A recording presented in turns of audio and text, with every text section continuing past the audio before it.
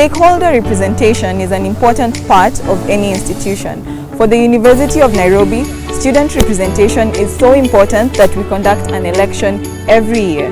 This month, we will be having the Unsa 2022 student election. And so we took time to ask the students, what do they know about their representation? What are the do's and the don'ts of this electoral period?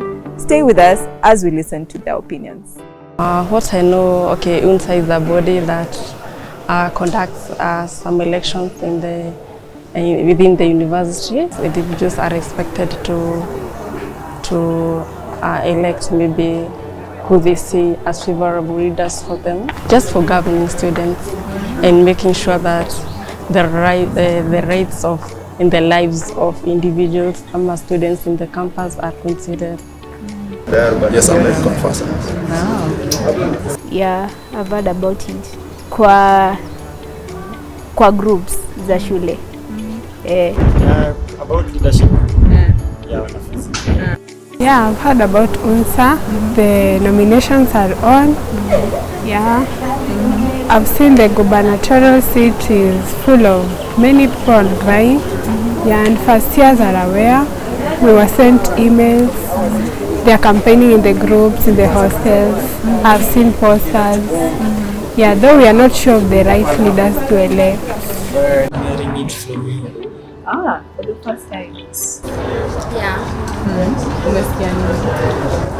Like The institution has employed various means and methods of passing information about the election to the students.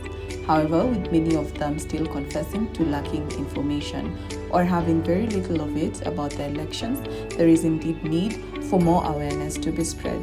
Okay, the school maybe we could have some meetings so that first years can know the right leaders to elect and what we shall benefit by doing elections. I would like to know when hizo elections zitakuwa lini, and then what are we supposed to do hiyo siku ya election, where the venue, yeah. The method the administration uses to address the elections, it's not reaching each and every student, so they should bring it in class, maybe a session of class about the election system in school. Because just email, me when I check my emails, I check for email, maybe lecturers, but for elections, Zibandikwe kwa notice board. Ama somewhere people can see it clearly. Hata nizanika notice ama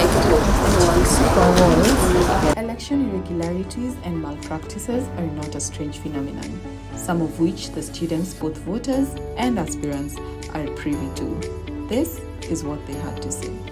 In some areas, not now, because now they have not started that in a serious manner. Right now, they have not yet started the activity, but in some years back, I've seen students rioting and doing some other stuffs which are not good for the school.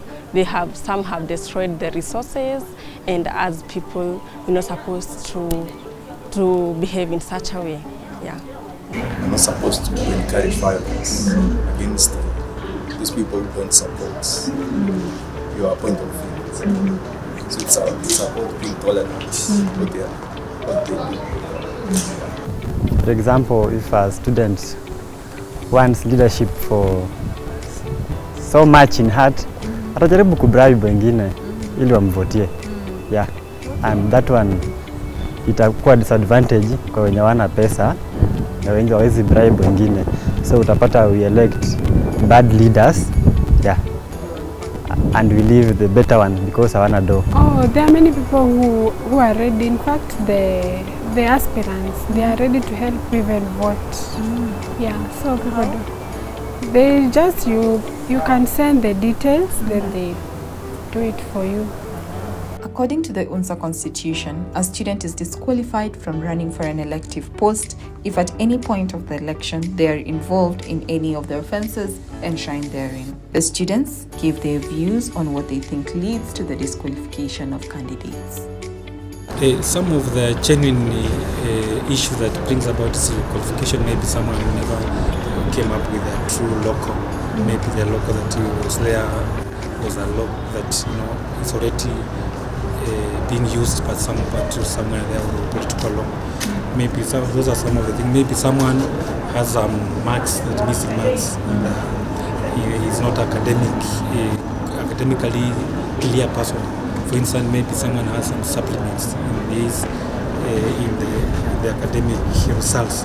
So if someone has a supplement, then that person does not qualify to vie for any election, or someone who is a first year, or someone who is past that year, because that is according to their position. To be disqualified, yeah, I heard of one rule that when you're vying for Unsa, you should, when selecting your team, they should be of different tribes. In the event of complaints, the Constitution makes provisions for where such grievances can be aired by students. But do these students know about them? Yeah, I know there's a anti-corruption office in this university. If you see such a thing, you can drop a letter there or report. Yeah, we have some structures like you can complain to the commission, you can complain to the electoral board. Those structures are there, but they are dormant structures. You complain, but no one hears you. It's like you are just writing a love letter to the administration, because you complain, you write so many mails, you CC all of them. Like I remember I was one of those persons who was affected when we wanted to take over the leadership of this place.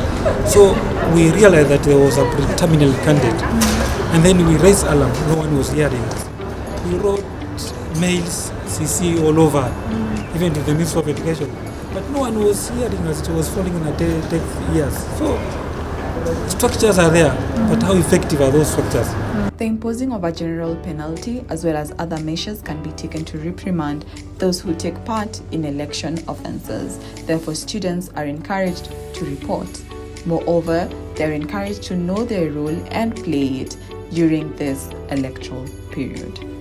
Ningesema tu they should vote wisely. Basi vote msee juu akona do. Yeah. Because hizo pesa hazitafanya maisha yake iwe rahisi kwa shule. Yeah. It wasn't it. Because by agreeing to be bribed, you are bribing your future in the school. And wewe utasafa, si huyo kiongozi. Yeah. Na ujue ukichagua kiongozi because amekubribe, what he will do or she will do ni to make sure pesa alitumia kwenyu imerudi kwake. So no work will be done. Yeah, at the end of the day, the students are the people who should now come out loudly and say enough is enough. Things have to be done the correct way. There should be free, fair, and accountable elections. That whoever we elect is the one that we want to win. And therefore, at the end of the day, it's we, the students, that should now take up that responsibility. So in other words, you should be courageous enough, you should speak up, and you should mobilize, organize, so that when things happen in the wrong way, we shout loudly. Maintain discipline, to maintain also courtesy and also peace, because it's also important for governing and regulating the activities of the university. And also I'd like to tell them to choose leaders that are going to make the university to transform, bring it into transformation, and also make viable changes that may be constructive to students in every other department in the school. Another thing I'd like to tell them that leaders that they choose, they have, leaders have they have a way of changing the institution. It depends on who you choose. So if they want changes, they need to choose leaders that are going to bring the changes that they want. Now that has been the voice of the students who are supposed to vote in a new council. With just a few days to the general election, that is what your students know or do not know. I am Emma Jaber reporting for UNC